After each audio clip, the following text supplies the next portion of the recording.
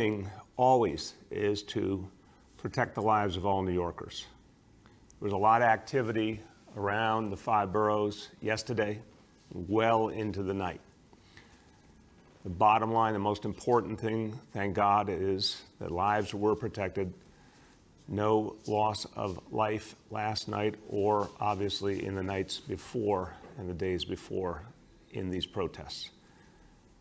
As much as we know at this moment, no serious injury, one incident being looked at, but generally speaking, no serious injury to protesters or to officers.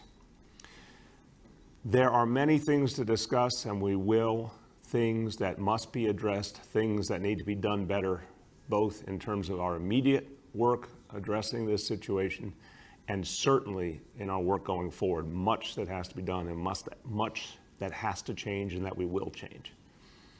But I want to note that overall, even in a day where thousands of people were out expressing their views, expressing their frustration, their pain, their anger, their deep desire for change in locations all over the city, overall what we saw was overwhelmingly peaceful demonstration. I'm definitely going to address some of the things we saw late in the evening that were not peaceful and not acceptable. But if you talk about the reality of the full day, we saw more and more the peaceful demonstrators coming to the fore and establishing a different tone, a different reality. People who are from communities, want change, want it done the right way, the peaceful way, the democratic way. And that was more and more evident yesterday than in the last few days. I spoke to yesterday a number of community leaders. I was out in central Brooklyn, talked to elected officials, also talked to community residents. What I heard overwhelmingly was a desire to keep things peaceful, to work on change in a positive constructive fashion. I heard both with my own ears, saw with my own eyes, community members saying, we are going to set the tone for any protest, not folks who are not from our community, not folks who want to do violence. We, the community members, the community leaders, will set the tone. Saw this, heard about the specifics of it in central Brooklyn, heard examples from Harlem, from Southeast Queens, of elected officials, clergy, community leaders, civic leaders, Cure Violence movement members and leaders stepping in and setting a different tone. And I think that's very, very important. So I want to commend and thank all of the community leaders, all the community members who have said it is up to the community to determine how this will go and to ensure that change is made the right way. Thank you, and it's crucial that that good work continue.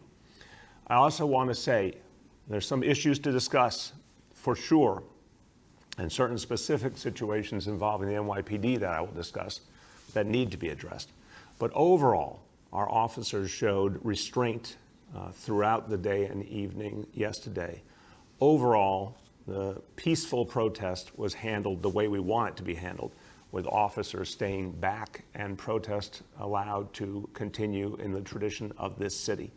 In fact, we saw in many cases police leaders and police officers engage protesters, engage community leaders, have a real discussion with them, show empathy, show connection. This is what neighborhood policing is about. And we saw powerful examples of it. There's a video out there, Chief Fausto Pichardo, Chief of Patrol of the NYPD, one of the highest ranking members of the NYPD, proud member of our Dominican community, out there talking face to face with a protest leader saying, we want to keep this peaceful. We want this to be done the right way. We want everyone to be able to express their views the right way. There's the images out there of Chief Delatorre, Chief Madry in Brooklyn, taking a knee, respecting the concerns of the protesters, saying we can work together. There's this very powerful image. I want to thank the Daily News for putting this on the front cover today. Deputy Inspector Vincent Tavallero in Queens, showing that the NYPD is listening, working with the community. This kind of thing, our police leadership reaching out, connecting with the community. This is the entire concept of neighborhood policing, and that's true in the middle of this difficult moment. In fact, is how we're going to overcome this moment and move forward. So I commend and I thank all the police leaders who found a way to reach out, listen, connect, and the restraint of so many of our officers. Now, there are things that have to be addressed. Later in the evening last night, in several locations, particularly Lower Manhattan, we saw looting. That is something we do not see typically in this city. That is unacceptable in New York City. It will not be allowed in New York City. We're going to address that very, very aggressively. Again, that phenomenon, rare, and we saw it for the first time in any serious manner last night, did not see that in the other nights. That is being fomented by a very small number of violent protesters. That is not what everyday community people are doing. I want to be very clear about that. And that is also why I am confident in the NYPD's ability to locate those individuals and deal with this problem. We also have seen situations where police officers acted inappropriately. And it's rare, I want to be clear, but it must be addressed in every instance. Now, I want to take a step back and talk about a very troubling video from the night before last of two police cars moving through an intersection, moving through a crowd that was so troubling to the people of this city. And I spoke to it, and I spoke from the heart about what I saw, but what I also knew had been happening in that day and the day before, including very dangerous situations where the lives of our officers were in danger. And I tried to express that reality while also saying it's not acceptable for a police car to ever move through a crowd. I don't think I expressed it as well as I should have, so I want to try again to help the people of this city understand. There is no situation where a police vehicle should drive into a crowd of protesters or New Yorkers of any kind. It is dangerous. It is unacceptable. This was an extremely aberrant situation. And there were extenuating circumstances, I believe, because of incidents that had happened earlier. And I understand why the danger that there could have been a much bigger conflict there was looming. But it is still not acceptable for our officers to ever drive into a crowd. This incident is under investigation as we speak, both within the NYPD and by the independent review that I have set up with our Corporation Counsel and our Department of Investigation Commissioner. There's going to be in each and every instance where an officer did something wrong. We've all seen the video of an officer pushing a young woman to the ground. We've seen the video of an officer opening a car door and hitting a protester. All of these matters are under review right now. They need to be speedy reviews. Discipline must be meted out in any case where it is merited. We need to show the people of this city that there's one standard that, and I got this when I've talked to community leaders and community members, this is the nagging deep complaint, this sense of double standard, and it can't go on. Vast majority of officers do their job well. The vast majority of officers are trying to connect to communities and do the right thing. They're in this job for the right reason. There are some who do not belong on this job. And there are some that use violence when they shouldn't. There are some that are disrespectful to the people they serve. There are some that harbor racism in their hearts. These people should not be in the police force, and it's our job to get them out. So any situation where an officer does something, even in the context of a protest and a tense situation, they do something offensive and inappropriate, there must be immediate investigation, there must be the appropriate penalty, and that penalty can include all the way up to being removed from the police force. There's a video going around of a police officer in the middle of a situation that admittedly looked chaotic, but where protesters were in front of that police officer drew his gun at some point yesterday. That, to me, seeing that video was absolutely unacceptable. Now, I don't know all the circumstances, and we must know all the facts. There will be an immediate full investigation of that incident. But I can say, as a New Yorker, as your mayor, as someone who understands that the vast majority of protesters are there peacefully, and even those who do have that violent intent are still human beings, we have to always know it is not the place of an officer to pull a gun in the middle of a crowd, knowing that there are peaceful protesters in that crowd, that is unacceptable, that is dangerous. And I want you to note on that video how a superior officer immediately came over and moved that officer away from that crowd. That officer should have his gun and badge taken away today. There will be an investigation immediately to determine the larger consequences. So this, to me, makes clear, as we've known that the work of reform has been going on for years, but must deepen. People are demanding more change, and they have every right to, because they're in pain. They feel an injustice is being done to them every single day. I've talked the last few days about what racism means in people's everyday lives. For so many people, in so many communities of color, and this particularly afflicts people of African descent, racism hangs like a cloud every hour of every day. And if their assumption is in their encounters with a police officer that they will not be given fair and equal treatment, that's an unacceptable state of affairs. So how do we change it? In addition to neighborhood policing and body cameras and all the other things that we've tried to do to change policing, what more can we do? Here's what we could do immediately. The legislature right now could repeal the 50A legislation, the 50A law, that is holding back transparency in police discipline. I have called for this. My police commissioners have called for this. The governor has come out and said he is ready to sign a repeal bill. We need 50A repealed. Let's do that in the month of June. This would be one of the single most important things that we could do to increase trust between police and community. I've been very clear. We must also have legislation that protects the identities of police officers in their personal life, their home address. They deserve that protection. But discipline processes must be transparent. We have a moment now that we can get that done, and that will deepen the trust and deepen our ability to have progress going forward. What else do we have to do? There has to be a faster discipline process. Anytime an officer is alleged to have done something inappropriate, there needs to be an immediate investigation, immediate consequences. It always takes too long. It makes people so frustrated and so angry. We can't accept that state of affairs. We have to change. If we have an instance where an officer has done something inappropriate, there needs to be an immediate investigation, consequences quickly. If that officer should not be on the police force, we should remove that officer. If an officer is not right for a community, if an officer has shown that they are unable to work appropriately on the street and with a community, they should be removed from work on the street. If an officer should not be on the police force, they should be removed from the police force. We've done a whole host of other reforms, and they have changed policing in the city, but it's time to go to the next level, and we have to go there quickly. Because any officer who should not be wearing that uniform needs to get off this force.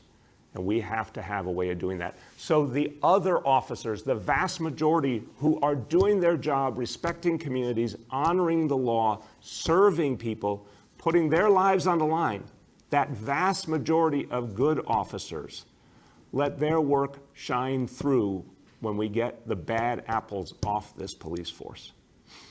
My final point before turning to Commissioner Shea. As has been reported, my daughter Kiara was arrested at a protest. I want you first to know, and I think many, many parents can appreciate this, she's 25 years old and did not inform Shirlane and I of her intention to get arrested. I knew of some of her views. I knew she believed in peaceful protest. I knew she had participated a few nights ago, but in a peaceful manner.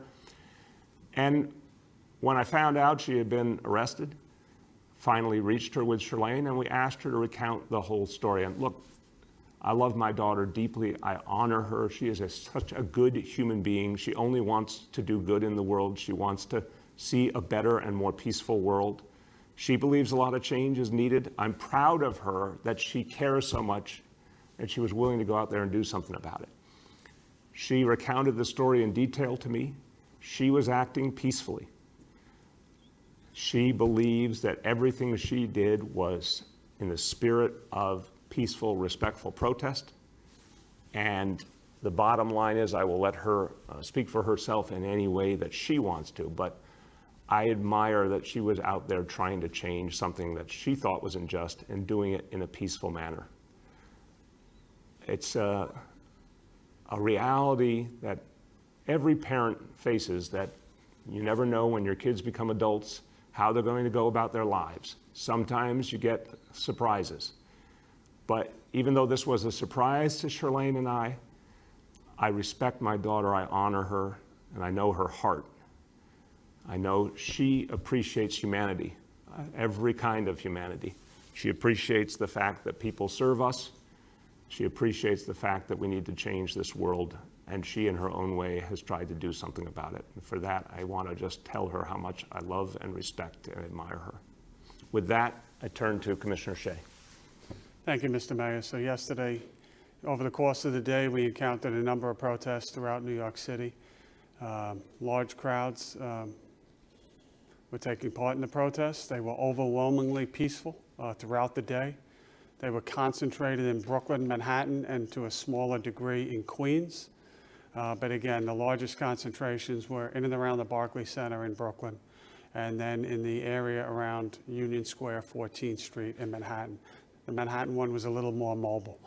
Throughout the day, as I said, overwhelmingly peaceful protests. I think there was a different, less tension in the air from my perspective and the reports that we were getting back throughout the day. That changed as the nighttime came. What we saw was a marked shift about probably 8:30, 9 p.m. As many protesters were leaving for the day, we started to see some criminal activity concentrated more in Manhattan than other areas, and that's some of the looting that was recounted. We're still tallying up the totals in terms of arrests, injuries, or things of that sort. As the mayor said, we start with the most important thing, loss of life. We did have some dangerous incidents in New York City yesterday attributed to the protests, but thankfully there was no lost life. I thank the officers and the protesters, community leaders that came out again. I think this is an ongoing process. We're in day 4. We expect more protests throughout the city today. And I will tell you that the men and women of this police department will be consistent. They will be out there again, ensuring the rights of people to peacefully assemble. And we ask all New Yorkers to participate and do it safely. Thank you very much, Commissioner. Let's take some questions from the media, and please let me know the name and the outlet of each journalist. We'll now begin our Q&A. The first question today goes to Jen Peltz from the AP. Hi, Mr. Mayor. How are you? Good, Jen. How you doing? Fine, thanks. I wanted to ask whether you are considering a curfew, and if not, whether you're considering any other steps other than what has been done in the previous nights. Yeah, thank you, Jen. A central question. I appreciate it. To date, we have not believed a curfew is the right strategy, but the commissioner and I are going to talk about it as an option today. We'll discuss it over the next few hours. I'm also going to have a discussion with Governor Cuomo about it. We have to look at it as an option, but that being said, we have not made a decision. There are advantages and disadvantages, to say the least, to instituting a curfew. Previous nights, I think, were different than what we saw last night, so we're weighing that right now. In terms of the strategies that will be in effect tonight, I'll let the commissioner speak to it, but I can say, having gone all over the areas where there were protests last night, I saw a huge number of NYPD officers, which I think is essential to keeping the peace where there is this kind of attempt at looting. So we have a lot of officers ready to go. I think a lot became clear from last night about how to strategically approach the situation. I feel tremendous confidence the NYPD will know how to deal with it. Commissioner, you want to go into any further? Thank you. I was out there last night throughout the city, saw firsthand some of the activities. What a good day that turned bad, unfortunately, and I think it leaves a black mark on everything that's trying to be accomplished. Again, I made the reference yesterday, and I think it's appropriate. It's hijacking a cause, and you had such good stories coming out, whether it's the cover of today's Daily News or other stories. You saw a lot on social media of all different ranks, not always agreeing, but agreeing to see and hear each other and listen to each other, and knowing that it's a long journey to get to where we want to be, to working together to denounce when we see something wrong. That changed last night with the looting. We have to recognize that is where the protest ended. There was no agenda for a protest last night as breaking into stores and stealing property. We will have a robust amount of officers, both in plainclothes and uniform, out there tonight. Anyone coming to, whether it's one of the outer boroughs or to Manhattan, with the intent to take advantage of people during this very difficult time, we are going to ensure that we do everything that you are prosecuted to the fullest extent of the law. If we see you driving a car into Manhattan and using it to facilitate that crime, you are going to lose your car. So I encourage everyone, again, come out, protest, make yourself heard, enact change. But we will have little tolerance for criminal activity. The one thing I will say is I saw increased, again, numbers last night of New Yorkers, of every faith, of every religion, of every ethnicity, speaking out against it, that they are not speaking for us. I saw many incidents where I was, quite frankly, a little worried that it was going to turn to violence, where people confronting people that are breaking windows on stores, saying that doesn't help us. I saw doormen, I saw residents coming down trying to aid, and I think that we are a significant part of this story, the NYPD and law enforcement, but it's a groundswell that's going to really end this terrible situation that we're in the middle of now. And we encourage all New Yorkers to speak up, speak your cause, whether you agree or disagree, but do it peacefully and work with us. Thank you. The next is Dave Evans from ABC. Hi, Mayor. I wanted to ask you a couple of things, and forgive me if you addressed this at the very beginning because I was doing an interview right as you began talking. So Dave? We seem to have a problem with Dave's audio 2 days in a row. Dave, are you there? Dave, do we have you here? Do you hear me? Yeah, try again. Start. No, you said you didn't hear the beginning of the press conference. So what is your question, Dave? Okay, Dave needs a new cell phone.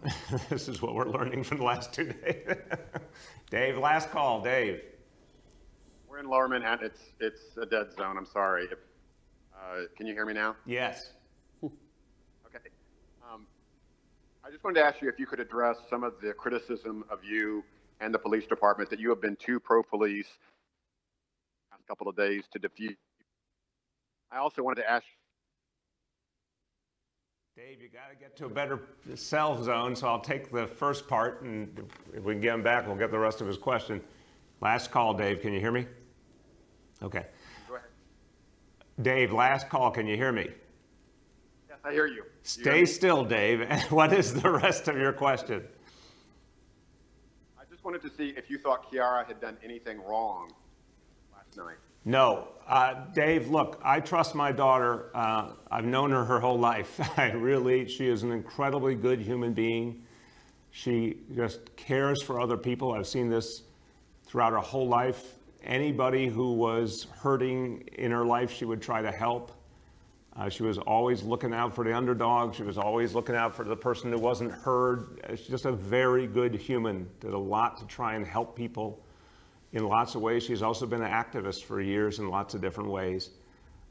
This is not someone who would ever commit any violence, and she recounted in tremendous detail to Charlene and I what happened. And she was very clear that she believed she was following the instructions of police officers and doing what they were asking.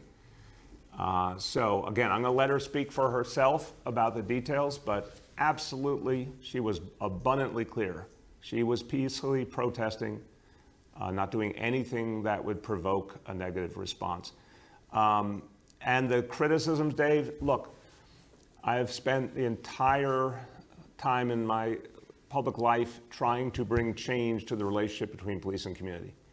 And I know we have done something very different in this city in the last 6.5 years. I know neighborhood policing alone, and it's just begun, is going to create a transcendent reality where police and community come together. When you look at this, I'm going to show it again because I think it is so powerful. This didn't happen in previous administrations. It just didn't. Let's be very real about that.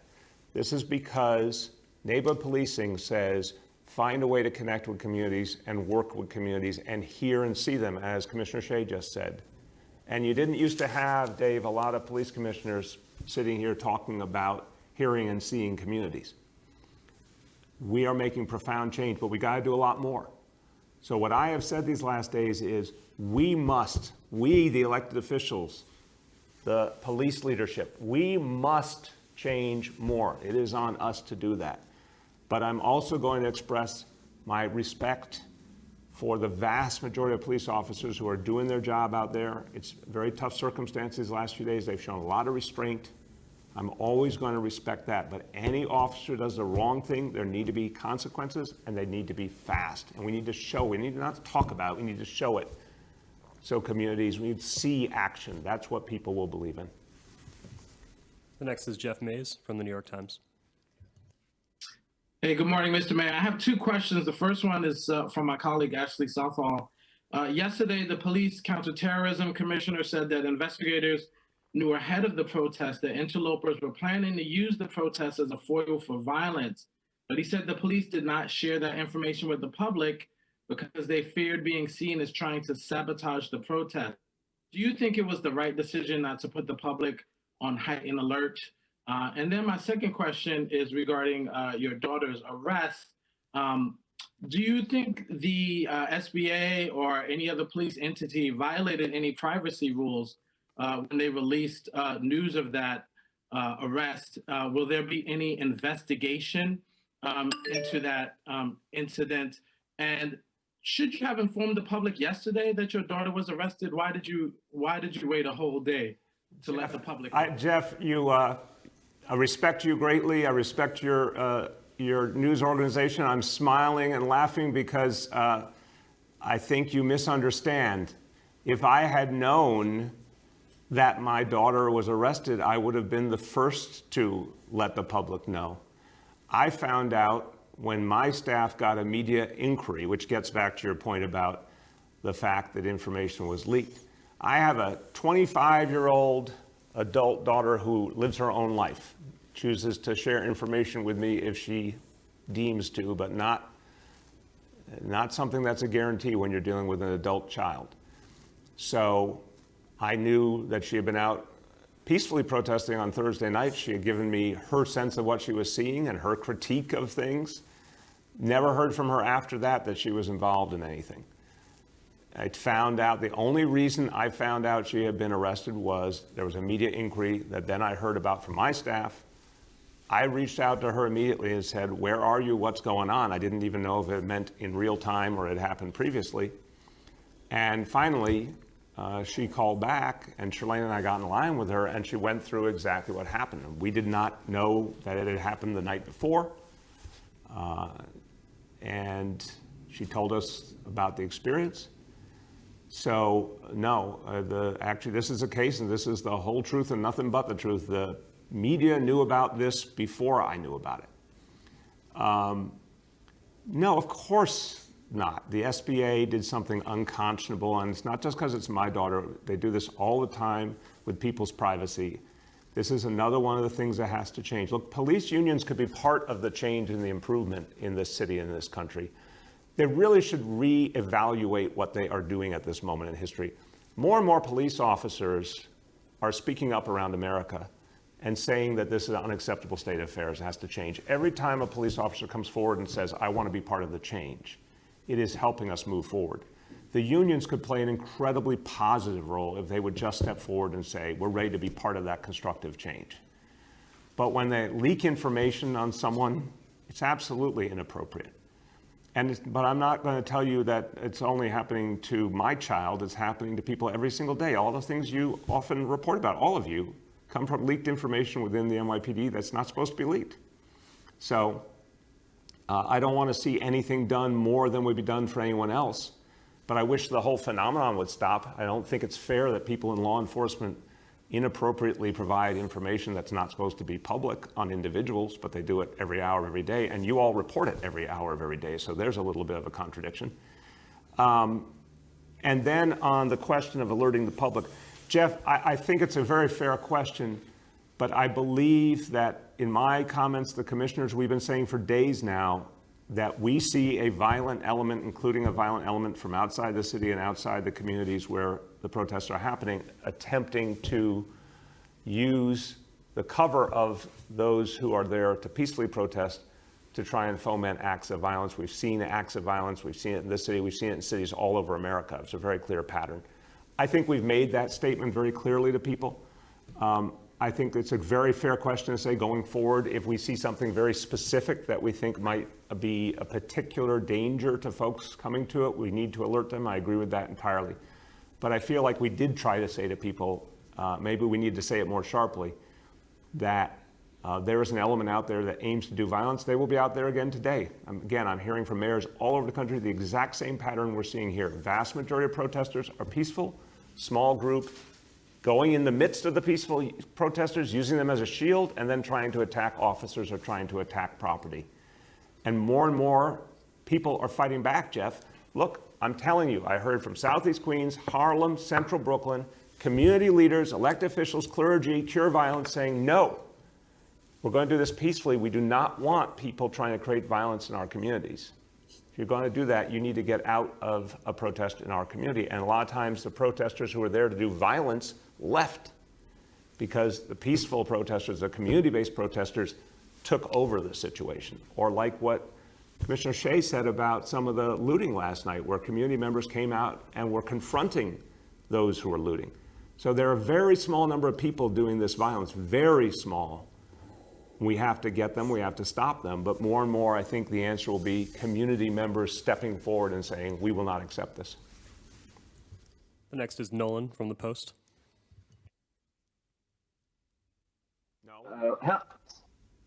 Nolan? What is going on with cell phones today? Nolan, can you hear us? Yes, I can. Can you hear me, Mr. There Mayor? you go. How you doing?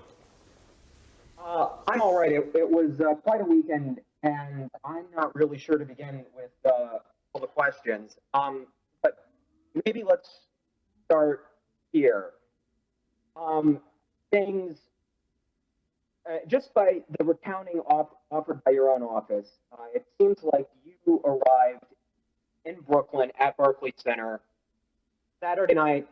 Sunday night it was on Flatbush, and then well, I guess it was Friday night, Saturday night. I tried to piece the whole blur together. But I guess basically the premise of the question is, you seem to always come to Brooklyn after things had gotten out of hand. Wondering why we're No, and repeat that last. Your conclusion was what? All right. The conclusion was. So this is. I have two questions. So if you'll bear with me. First question is, it seemed like on Saturday and Sunday, Friday night, Saturday night, and Sunday, you got to Brooklyn after things had gotten out of hand. In Flatbush, at Barclays Center, on all three of those nights. So my first question is, I'm curious, why weren't you out during the day with the protesters, talking to the protesters, trying to emulate what John Lindsay did in '68 to keep the city calm, as an example? And my second question is to touch on your daughter's experience. I walked with the protesters from Barclays across the Manhattan Bridge last night. And when they arrived on Canal Street, they faced a wall of cops wearing riot gear, carrying nightsticks. The crowd was subsequently divided up into sort of a series of smaller protests, some of which did grow violent. All of your question, my friend. What's your question? No, I gave you one question, Mr. Mayor, one of which was, why weren't you out among What's your protesters? second one? What's your second? The second question is, I wonder if everything that I've seen Saturday night and Sunday night doesn't meet sort of a common English definition of de-escalation, doesn't sort of meet a common English definition of what you would think community policing has looked like. I wonder if you think the police in these instances have been too aggressive. Okay. And Thank you. Wonder that, and to finish the question, Mr. Mayor. It's a long question, Nolan. Come on, brother. Mr. Mayor, it was a very serious weekend. I'm trying to ask I questions. respect it. Just give me a question I can answer. Go ahead. I'm wondering if the police tactics of splitting these large protests, which are fairly good at self-policing, into several smaller groups, hasn't helped to fuel some of this violence. Okay. Good questions. I appreciate them. Well, obviously, these are questions that I ask all the time. The commissioner's asking. We're talking. The commissioner and I talked yesterday. I'm not making it up. I think about 30 or 40 times in the course of the day. we are asking these questions constantly. If we were dealing with traditional peaceful protest, everything would have been different.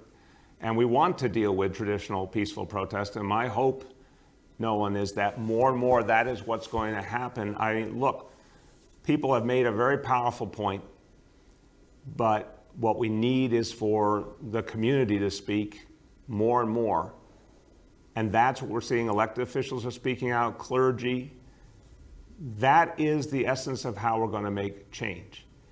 And peaceful protest is what has worked, and violent protest only comes with horrible unintended consequences, and it's the wrong thing to do unto itself. So the reason you saw a mix of different approaches is because you did have violent protesters mixed in, and that has been shown time and time again in these last days and all over the country. If we were dealing with, the commissioner and I have talked about this. I've been in a lot of protests as a protester. I've been there as an elected official. Commissioner has been there as a police officer. We have been to protests of 20,000 people, 50,000 people, 100,000 people, all peaceful, where the PD consistently stood back, let the peaceful protest move, simply protected everyone. That's what we believe in. That's what we want. That's not the hand we were dealt the last few days. And that's why there had to be also the ability to deal with those who were violent.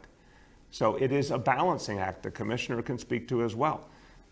Clearly, you saw yesterday many police officers working to de-escalate and the community coming to the fore. And I think those are very positive trends. We want to deepen those trends. To the 1968 reality, it's not 1968.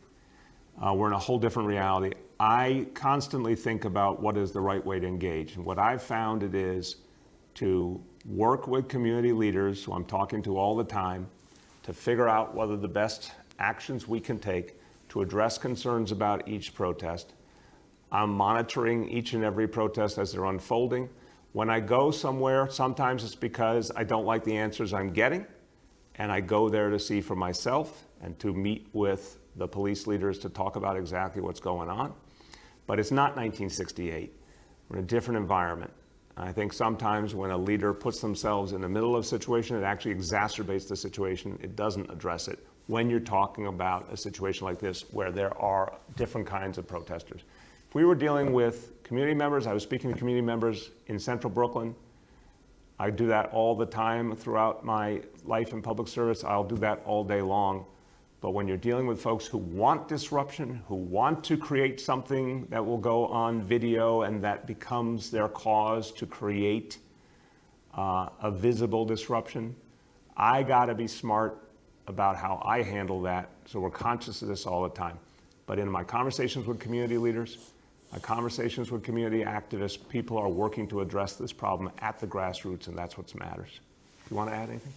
Yeah, I'll just say, generally speaking, nothing would make us happier than a large group voicing their opinion safely. That happened yesterday at the Barclays Center. There was a large number of people there for many, many hours. And I would describe it as not contentious at all. There were some police officers there. There was very little hostility at all, if at all. There was also police officers in reserve should things get out of hand, but thankfully it didn't come to that. There's another group in Brooklyn yesterday that I got to give them credit. I think they marched halfway around the world. They walked all over Brooklyn to Manhattan, back. Eventually they met up with the group at the Barclays Center, and all of that was accommodated, and that is generally speaking what we would like to happen. Again, peaceful. But we are also fluid, and we also go by the conditions on the ground. And just yesterday, there were some occurrences that took place. I'll give you a couple examples where we had to either alter a route or, as you said, divide a route for safety reasons. We had one occurrence in Brooklyn where protesters were actually fighting with other protesters, and it got dangerous. We had a very small number during that march I described, where people made their way into the march and threw objects at police officers. That caused some alterations to the route.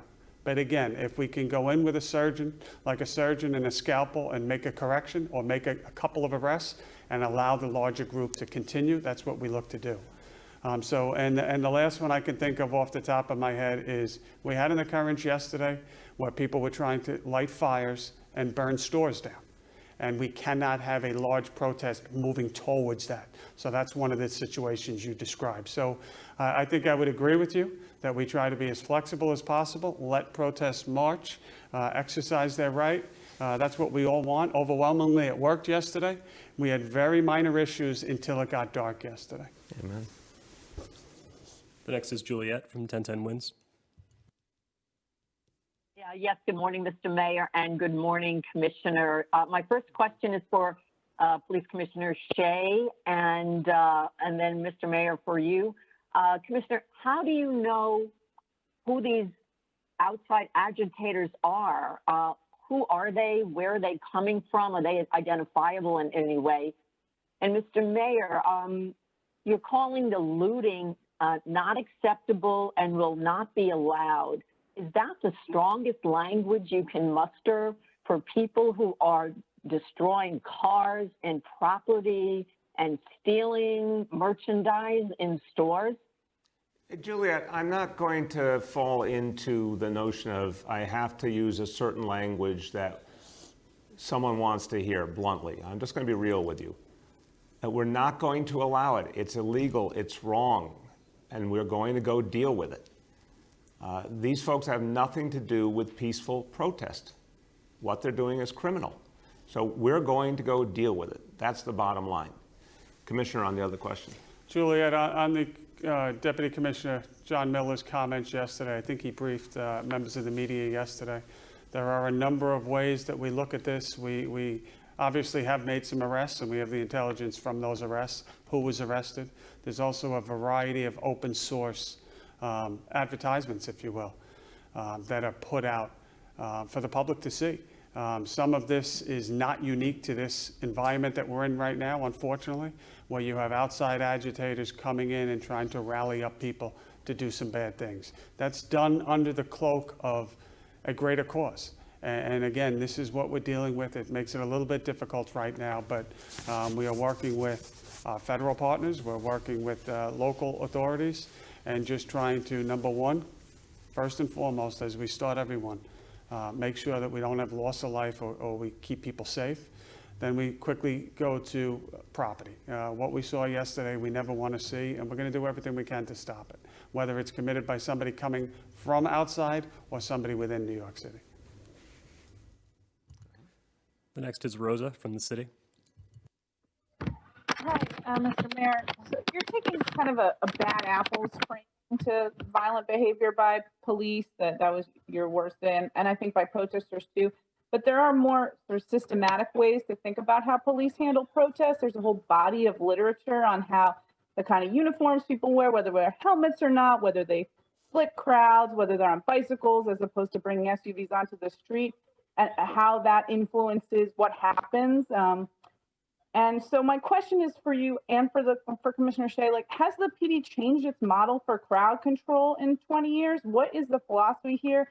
Does it need updating, or is this all kind of reactive, kind of individual responses?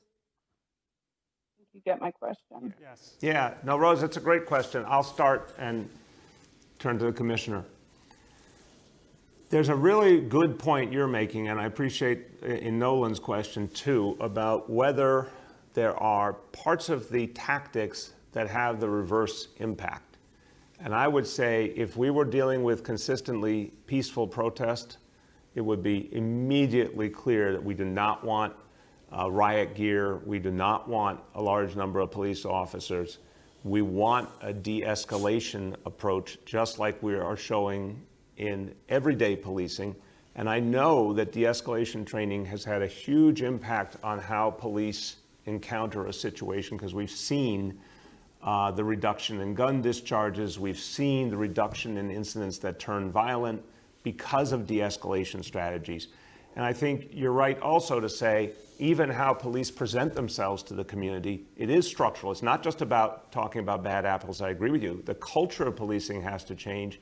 And that's what, at least from the policy level, we've been trying to do with the de-escalation training, with implicit bias training, with neighborhood policing, with a whole set of strategies that I think are being felt on the ground in many ways, but we got a lot more to do. I think when you're dealing with a protest, that mixes a small number of dedicated violent protesters with a group of peaceful protesters, it creates a deep complexity that has to be addressed. We see it. Rosa, we see it. We have, I wish we didn't, but we have the examples of the violent protesters. We've seen their instructions to people of how to attack property, of how to bring weaponry with them. We've seen the weaponry that's been recovered. We know there is a small subset doing this, and that changes the whole nature of the police approach. So I think your question leads to a really powerful point. Are we trying to get to the day where it looks very different and when there's a protest and the amount of police, the look of the police, the approach of the police? Absolutely. And I think we were doing that in many ways. Recent protests I've been at, like the climate strike, the police presence was very, very subdued. But this one is just a different reality. Commissioner, you want to speak to it? Yeah, the short answer is we evolve constantly. From many years ago with our disorder control unit to where we are with strategic response today. Every element of what you said, from uniforms to deployment to bicycles, constantly changes, and it is a fluid situation. I think that many New Yorkers would be surprised at some of the reports that we get on a daily basis within the police department. Forget the current climate of what we're going through right now, or even the months before with the pandemic. On an average day in New York City, you could have 6 protests that go off, and many New Yorkers have no idea about that. And they go off flawlessly. Each one is evaluated daily, and we work with the details that are in front of us. But we have certainly changed over the years and continue to, and always look to learn, but it's changed quite a bit. And we recognize exactly what you said, how we line up, how many officers we have, how are they dressed. All of these things are important, and we look to do the best that we can. I will say, to echo the mayor's words, be careful how you identify here. The earlier question was, what did you know about this earlier? We had some intelligence, but how would it look also balancing out in this difficult time? If we told New Yorkers with this exact situation, don't come out, we think there's going to be problems. And I also don't think that that's anything new, because we've had some of these agitators come out many times before, and I think the media is aware of that. I think ultimately, everyone is accountable for their own decisions here. And I think New Yorkers are wise beyond anyone. And they know that we're in the midst of a protest if something is amiss and if there are people looking to do bad things. I just ask, really I plead with people in that circumstance. The last thing I want you to do is try to dissuade people from coming out, especially now, and voicing your concern. But also you have to be careful and be alert of what's going on around you. And if something doesn't look right, if you think people are planning something, please let the police know, or please make sure you take care of yourself and keep yourself out of that dangerous situation. Thank you. The next is Andrew Siff from NBC. Hi, Mr. Mayor and everyone on the call. Hope you're doing well. Good. How you doing, Andrew? I'm okay. We're nearly an hour into this news conference, and to my knowledge, no one has even mentioned the pandemic. So what I'm wondering is, first of all, do you have any concerns about all of these crowds gathering, regardless of the purpose and regardless of the passion, in terms of public health? I'd love it also if one of your public health experts who's on this call could answer as well. How much are you concerned that there will be a rise in COVID cases as a result of all of these crowds? And why have you not made public health statements over the last couple of days reminding people about social distancing? Yeah. Andrew, excellent questions. We've been talking about this. I don't think we have our public health folks on now, but they can certainly speak to it later. Andrew, this is, I have to say, and I want to just express this openly to everyone. Just a few days ago, what we were entirely focused on, all of us, was one of the greatest challenges this city has ever faced, this pandemic, this, painful, horrible crisis taking the lives of so many New Yorkers. When I was out in central Brooklyn yesterday, maybe I had, 15, 20 conversations with just everyday people on the street. Overwhelmingly, people were talking about their concerns about their health, about their kids, about the fact they were running out of money or they had not gotten checks from the federal government. Some people, of course, raised concerns about criminal justice, but most people are dealing with this crisis. They're scared. They're scared for their health. They're scared for their family's health. They're worried that they don't know where things are going with this coronavirus. That hasn't stopped. Andrew, I think the honest truth is we are dealing with, right in the middle of that, another absolutely unforeseen moment that's vast in its scale, that if there had not been the coronavirus now, this last few days would stand out in American history as a painful, profound moment. And you're seeing it happening literally in cities big and small. It looks like entirely all over the country. So I think we've got two almost exact opposite realities, if you will, that are colliding at the same time. Now, the disparities pervade both. Let me hasten to say the disparities, the racism that is inherent in what happened with the pandemic is also inherent in all the concerns running through the policing debate. We've got to address them across the board. We've been trying to for years. We have to do a lot more. But to your central point, it's very hard to say to people, when there's such pain, there's such anger, that if you say, don't come out because of the pandemic, and I think that this is something we grapple with all the time. We don't want people to hear that as we are not hearing your concerns, or your concerns are not valid, or we don't have to change things. And it's a very tough balance. And again, this is happening on such a painful, intense national scale. This is not like, before this we had small protests, and I kept saying, whether you're left, right, or center, I wish people would stay home, not protest, do it virtually. But this moment is the outpouring of such pain and frustration, years and years, decades, generations of pain and frustration outpouring. This is a different reality. We've had to adapt to it. We've had to try and understand it and address it. And I am very worried about the health impact, to the core of your question. I would urge everyone to think about this. And I do think that for those who have made their presence felt, made their voices heard, the safest thing from this point is to stay home, obviously, because we don't want people in close proximity to each other. We don't want people out there where they might catch this disease or spread this disease. And I think more and more, people have to realize there is a danger that it will cause some real impact on the resurgence of this disease. We don't have the facts yet, Andrew, and these things are happening outdoors. That's better, thank God, than if people were gathering together indoors. But there's a real danger here. There's no question there's a danger this could intensify the spread of the coronavirus just at a point